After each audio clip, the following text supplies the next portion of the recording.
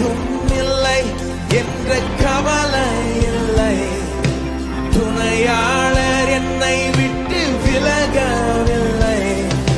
சொன்னதை செய்யும் தகப்பன் அவர்.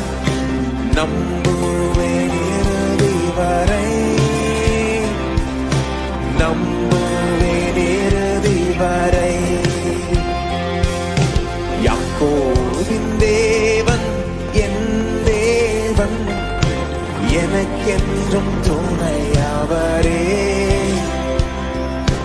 என்னாலும் நடத்துவாரே. யாக்கோபின் தூய ஆவியின் திரியேக ஆசீர்வாதம் நம் அனைவரையும் ஆசீர்வதித்து காப்பதாக. ஆமேன்.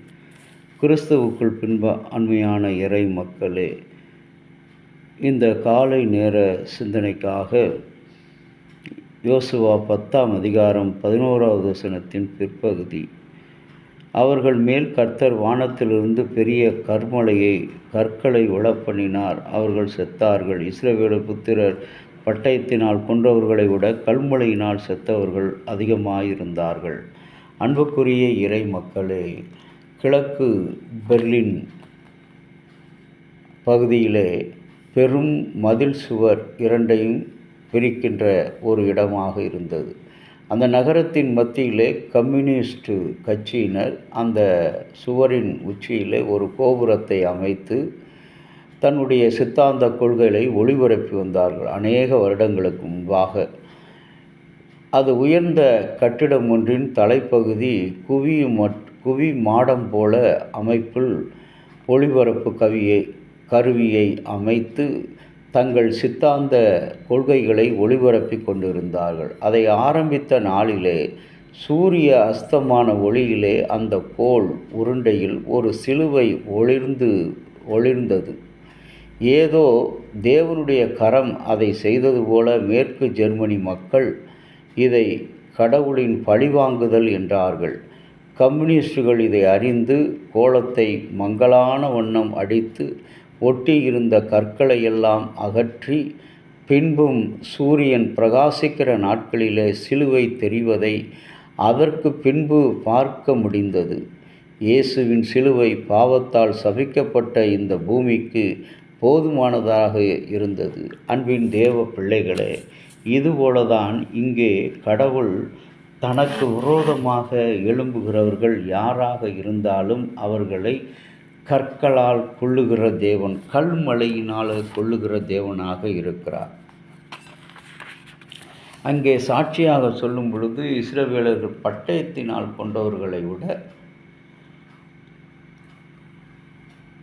கல்மழையினால் இறந்தவர்கள் அதிகம் பேர். பட்டயம் என்பது திருமறையில் பார்க்கும்போது ஆதியாகமத்தில் சுடரொளி வீசும் பட்டயத்தை காவலாக ஏதேன் தோட்டத்தில் நிறுத்தினார். சாமுவேலுடைய வாழ்க்கையில், தாவீதனுடைய வாழ்க்கையில் பார்க்கும்போது பட்டயம் உன்னுடைய வீட்டை விட்டு நீங்காமல் இருக்கும் என்று சொல்லி அங்கே காவலாக வைக்கிறார். இன்றைக்கு அந்த பட்டயத்தை ஏந்துகிற மக்களாக இஸ்ரவேல் மக்கள் போன்ற மக்களை விட யாரெல்லாம் கர்த்தருடைய வார்த்தையாகிய பட்டயத்துக்கு விரோதமாக நிற்கிறார்களோ அவர்கள் அனைவரும் அழிந்து விடுவார்கள், தேவனால் மடங்கடிக்கப்படுவார்கள். ஆகவே தான் பட்டயத்தினால் அவர்கள் கொண்டு போடு. ஆவிக்குரிய பட்டயம் அது கர்த்தருடைய வசனம். அவற்றை எடுத்து கொள்ளும்போது அது எல்லா மனிதரையும் திருமறையில் சொல்கிறது எழுத்து கொள்ளும் என்று சொல்லப்படுகிறது. அந்த பட்டயம் இன்றைக்கு நம்முடைய கரங்களில் இருப்பது மாத்திரமில்லை, இருதயத்தில் இருக்கும்போது இந்த சரீரத்தை ஒருவராலும் தொட முடியாது. நம்மை ஒருவராலும் நமக்கு முன்பாக யாரும் தீய சக்திகள் நிறுத்த முடியாது. நமக்கு விரோதமாக எழும்புகிற ஒருவரும் எழுந்திருக்க முடியாது. அப்படிப்பட்ட கிருபையை கடவுள் இந்த நாளிலே கொடுத்திருக்கிறார். அதைவிட மேலான ஒரு பாதுகாப்பு என்னவென்று சொன்னால், கர்த்தர் நமக்காக யாவற்றையும் செய்து முடிக்கிறார். நம்முடைய விரோதிகள், எதிரிகள், பிரச்சனைகள், அவமானங்கள் அனைத்திலும் கர்த்தர் கல்மழையாக இருந்து அவர்களை அழித்து போடுகிறார்.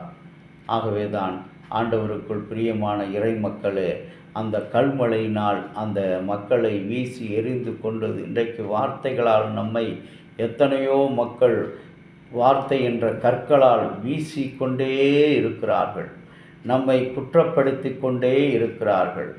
இன்றைக்கு வார்த்தை என்ற கற்களால், அந்த கற்களினால அவர்களை அழிக்கும்படி தேவன் சித்தம் கொண்டார்.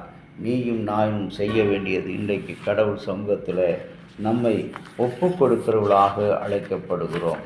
நாம் ஆண்டவரிடத்தில் ஒப்பு கொடுக்கும்போது ஆண்டவர் நமக்கு நிறைந்த பாதுகாப்பை கொடுக்கிறார். அன்புக்குரிய இறை மக்களே, அப்படிப்பட்ட கிருபையின் நாளை கடவுள் இந்த நாளிலே கொடுத்திருக்கிறார். இந்த சிந்தனைகளோடு நாம் புறப்படுவோம், ஆண்டவரை நோக்கி மன்றாடுவோம். இரக்கத்தில் ஐஸ்வர்யமுள்ள பரலோக பிதாவே, எங்களுடைய வாழ்க்கையில் ஆவிக்குரிய ஜீவியத்தில் பிசாசு கொண்டு வருகிற எல்லாவித தண்டனைகளும் உடைய பட்டயத்தாலும் கற்களாலும் உடைய வல்லமையினால் அழித்து போட சித்தமுள்ளவராக இருக்கிறீர்.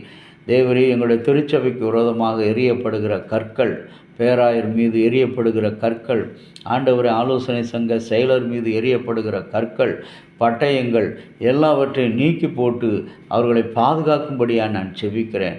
அவருடைய பெயர்களுக்கு களங்கம் விளைவிக்கிற எந்த தீய சக்திகளை நிர்மூலமாக்கப்படும்படியாக செபிக்கிறோம். அன்பின் தகப்பனே, அருமையான ஊழியர்கள் ஊழியங்கள் அனைத்தையும் ஆசீர்வதியும். ஆண்டவரை, இன்றைக்கு பெயருக்காக பெருமைக்காக ஒவ்வொரு நிலையில் நாங்கள் செய்து கொண்டிருக்கிற பொல்லாத தீய காரியங்கள், ஊழியம் என்ற பெயரில் செய்கின்ற தீய காரியங்கள், தீய நிர்வாகங்கள் எல்லாவற்றையும் நீர் அழித்து போட்டு ஒரு பரிசுத்தமான ஆண்டவரை, ஏழைகளையும் எளியவர்களையும் ஒதுக்கப்பட்டவர்களையும் அனாதைகளையும் ஆண்டவரை திக்கட்டவர்களையும் விதவைகளையும் நாங்கள் சேர்த்து உங்களுடைய திருச்சபையில் பங்கெடுக்க வைக்க நீர் எங்களை கருவிகளாக பயன்படுத்தும். இறைமகன் இயேசுவின் வழியாக வேண்டுகிறோம் நல்ல பிதாவே, ஆமேன். தந்தையாகிய கடவுளின் அன்பும் மைந்தராகிய இயேசுனுடைய அருளும் பரிசுத்த ஆவியினுடைய நல்ல உறவும் பாதுகாப்பு உங்கள் அனைவரோடு இருப்பதாக. ஆமேன்.